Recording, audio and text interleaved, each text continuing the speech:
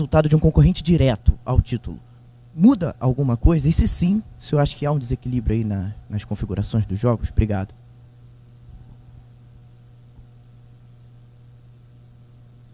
Alô. Cara, eu particularmente entendo que não, né? Nós entramos na competição já conhecendo e tendo alguma experiência, né, de prática. Entendemos que, sim, são concorrentes diretos momentaneamente, depende muito de nós fazermos prevalecer, né, o favoritismo, isso é muito relativo. Temos algumas experiências, dentre elas a mais recente, Botafogo, ano passado, né? Então, eu entendo que não. Lógico, se houver um bom senso para que as equipes se enfrentem com um equilíbrio de dias iguais, acho que essa equidade é algo que a gente busca, mas nós não disputamos com time A, time B ou time C. Acho que a competição ela faz com que a gente, a cada jogo, ela tenha que pontuar e fazer o seu melhor. Então, não dá para direcionar para um diretamente. O que eu posso dizer, complementando o que eu posso dizer é o seguinte: igualdade, tem que ser igual. Ou parecido, no mínimo parecido. Não pode ter muita diferença, não. Tite, Luana Trindade, aqui da Flá TV. Boa noite para vocês, parabéns pela vitória. É uma vitória que, inclusive, faz o Flamengo voltar para a liderança. Queria que vocês analisassem o jogo para a gente, um jogo que o Flamengo teve muita consistência defensiva e muito volume ofensivo também.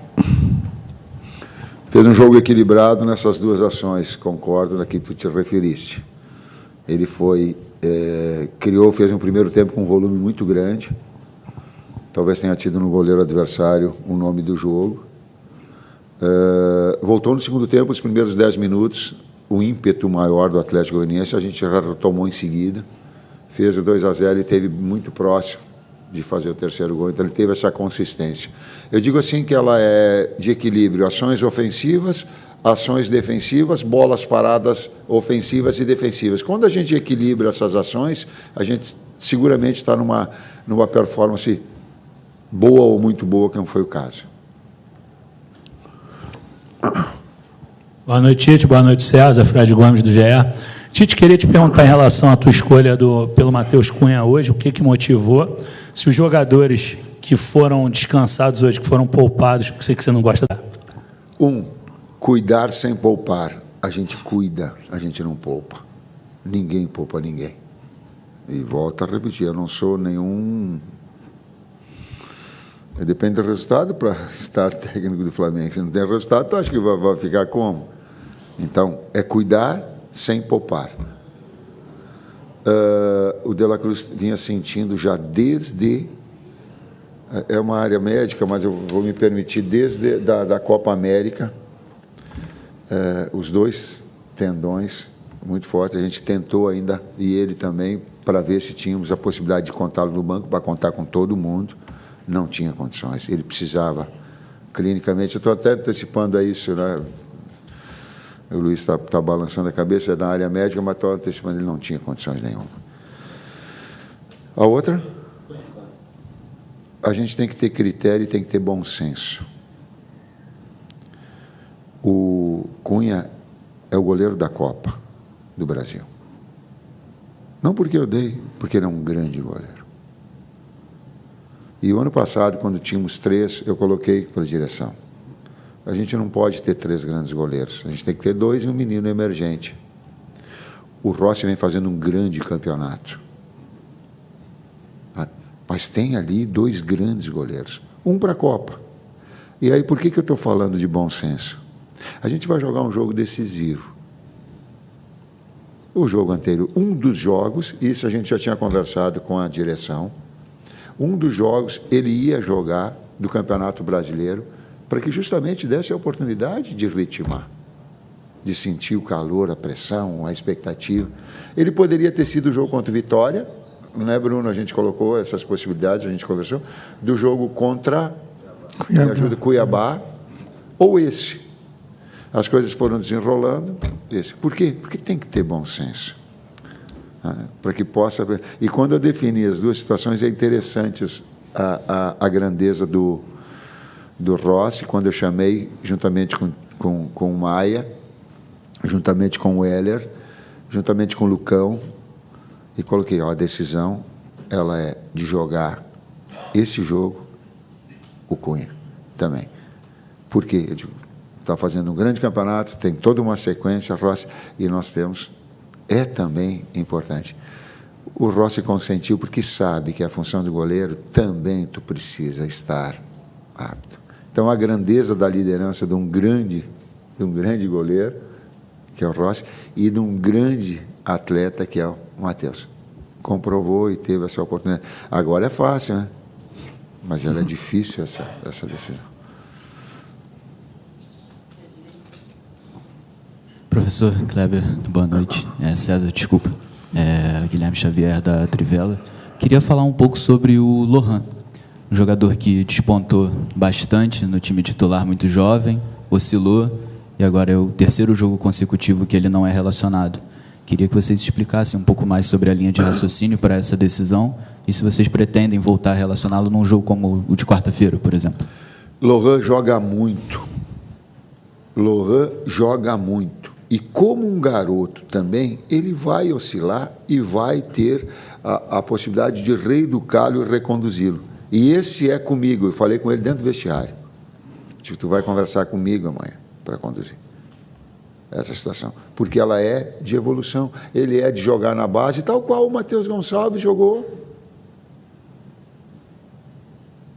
E essa formação desses jogadores mais jovens, a gente tem essa experiência. O Kleber é muito próprio de trabalhar com garotos jovens, de ter esse feeling, esse approach.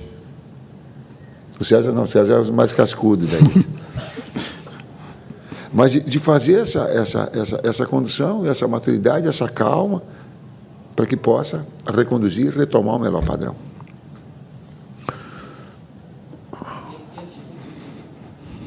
¿Qué tal, profesor? Boa noite. Quería hacerle una consulta extracampo. Esta semana conocimos una situación familiar un poco delicada de Eric Pulgar. Y le quería preguntar por cómo lo han abordado como comisión técnica esa situación. Eu tomei ciência, porém não profundamente, nós, né, tomamos ciência não profundamente. Particularmente, assim, se ele tivesse aberto para a gente alguma possibilidade, né, nós sempre estamos aí para ajudar a ele e a qualquer um, né, porém não tivemos essa relação, né, em termos de comportamento para conosco nos treinamentos, não teve nenhuma alteração. Então, entendo que isso é muito particular, né? Não dá para você invadir a vida de alguém, de qualquer pessoa, por mais proximidade que tenha, por mais, né, que possa ajudar sem essa abertura, né? Eu vou invadir. Eu vou invadir. Eu vou invadir, vou me permitir invadir. O Eric é uma grande pessoa e valoriza a sua família, muito grande. E isso é digno, isso é muito digno. Ele valoriza os seus familiares e as pessoas próximas. Conceitualmente, isso é de uma dignidade muito grande. Ele há de fazer assim, ó, vem cá, e se sentir acolhido. Ou acolhida, ou acolhidos. Próximo aqui. Boa noite, Tite. Boa noite, César. Léo José, do Coluna do Fla. Ontem, depois da derrota para o Vitória, lá em São Paulo, o Abel Ferreira admitiu que o Palmeiras passa por um mau momento, né? E eu queria saber de vocês se a comissão técnica usa a fase negativa do adversário, no caso do Palmeiras para quarta-feira, se usa essa fase, esse momento negativo para projetar alguma coisa, algum ponto específico da preparação do Flamengo para esse jogo contra o Palmeiras na próxima quarta. Cara, nós temos que cuidar de nós, né? A gente tem diariamente aí muita coisa a ajustar, a resolver, enfim. Não dá para direcionar para um determinado clube, independente do que eles possam estar passando lá. Acho que o nosso dever é estar extraindo o máximo de cada um aqui, nos preocupando com o dia a dia. Quando for enfrentar o Palmeiras, sim, ter todo o cuidado, como sempre foi aqui, um retrospecto nosso, não só para o Palmeiras, mas para toda e qualquer equipe. Então, é nesse sentido que eu enxergo, né? A gente, fazendo o nosso melhor, independente do adversário, a gente vai estar próximo aí de fazer um bom jogo, com um bom diagnóstico e, consequentemente, desse bom jogo trazer um bom resultado para a gente. Boa noite, Tite. César, Cidão Marinho da Litoral News. Professor, eu lembro que lá em Manaus, depois do jogo contra o Amazonas, eu te perguntei sobre o gol, né? O Matheus Cunha era o titular. Você acabou de citar que o Matheus é o goleiro titular da Copa. Então dá para cravar, quarta-feira ele começa o jogo contra o Palmeiras. E se for isso, qual a importância de ter um goleiro que sofreu apenas um gol na temporada como goleiro do Flamengo? E hoje o Flamengo novamente não sofreu gols, né? Eram 7 jogos, 10 gols ao todo, sofreu gols em todos esses compromissos. Qual a importância e como você conversou com o Matheus Cunha? Porque no ano passado ele falha na Copa do Brasil e aí gera a mudança do Sampaoli na ocasião de tirar o Matheus Cunha e colocar o Rossi para o jogo da volta contra o São Paulo na final. Obrigado. Recordes passados e são situações. Quantas vezes vocês aconteceram de errar nas atividades profissionais de vocês e reconduzir já no outro dia e tal, porque esse é um processo todo de maturidade e de evolução. Isso é perfeitamente natural. Nós estamos falando do Lohan em relação a isso. E todos nós, é um processo de vida constantemente evolutivo. A outra parte é de tomar gol. Não é o goleiro que toma gol, é uma equipe que sofre gols. Não é uma equipe, não é um centroavante que faz gol goleador, é uma equipe que constrói. A gente tem que ter essa percepção. Se não tiver essa percepção, a gente fica individualizando. E futebol definitivamente não é um esporte individual. Aliás, até esportes individuais, eles têm toda um aparato de fisioterapeuta, de fisiologia, de psicólogo, olhem as Olimpíadas e a gente tem a condição de ver. Então, é multifatorial. Quarta-feira o Matheus é titular, sim. E há uma concorrência, independentemente disso, uma concorrência para dar dos dois de performance. Ela é de qualidade, ela não é definir tu é esse, tu é aquele, tu é na Copa do Brasil, tu é oportunidade. E é essa evolução, essa briga do sarrafo na qualificação profissional de cada um de evolução. Tite, aqui, César, boa noite. Marcos Martins, do canal da QSRN. Eu queria te perguntar, Tite, a respeito de alguns avanços ali no nosso lado esquerdo que o Atlético Goianiense realizou. Você citou a abertura do segundo tempo, né, que ocorreu um avanço ali, a defesa do Matheus Cunha no cabeceio, mas na reta final ali do primeiro tempo também ocorreram 2 avanços ali em sequência do Atlético Goianiense. E aproveitar a pergunta em relação ao setor do lado esquerdo, se o Cebolinha ele retornou bem fisicamente, no aspecto físico ali, porque em alguns momentos da partida aparenta oscilar um pouco nessa questão. Queria te perguntar a respeito dessas 2 questões. Taticamente, os avanços do adversário do nosso lado esquerdo, e o Cebolinha individualmente. Vou falar o que nós estávamos conversando dentro do vestiário, e eu falei para o Bruno e para a comissão técnica que estava toda ali, eu digo, o último campeonato brasileiro que eu disputei como técnico foi 2016.